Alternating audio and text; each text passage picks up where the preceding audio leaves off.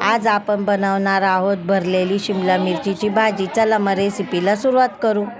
तर इथे मी पावशेर शिमला मिरची बारीक छोटी आकाराची घेतलेली आहे व 1 वाटी शेंगदाणे घेतलेले आहे व थोडासा लसूण घेतलेला आहे।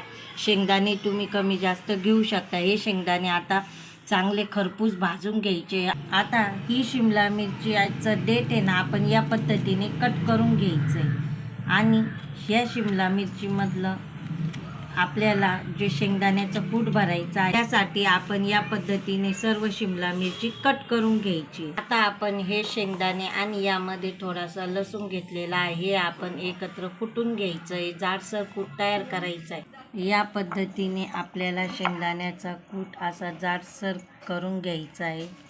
हे बघा, या पद्धतीने सर्व शिमला मिरची कट करून घ्यायची। आता या शेंगदाण्याच्या कूटमध्ये आपण चवीनुसार मीठ घेणारे व अर्धा चमचा लाल मिरची पावडर, थोडीशी हळद व अगदी थोडासा घरगुती काळा मसाला घेणारे। तिखट हे तुम्ही तुमच्या आवडीनुसार कमी जास्त घेऊ शकता। आता यामध्ये आपल्याला थोडंसं तेल टाकायचं आहे।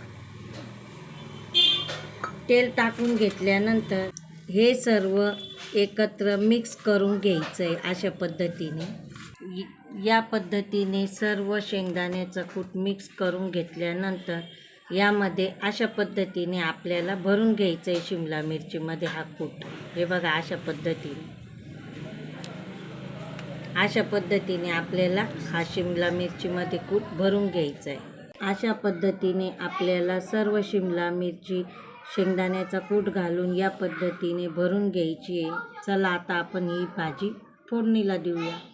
आता शिमला मिरची भाजी बनवण्यासाठी इथे मी 2 वरगळे तेल घेतलेलं आहे।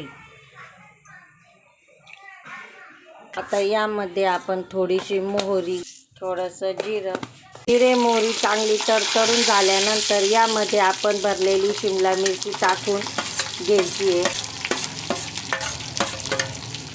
सर्व शिमला मिरची टाकून घेतल्यानंतर चांगल्या प्रकारे परतून हे 5 ते 7 मिनिटापर्यंत वाफेवर होऊन घ्यायची आहे।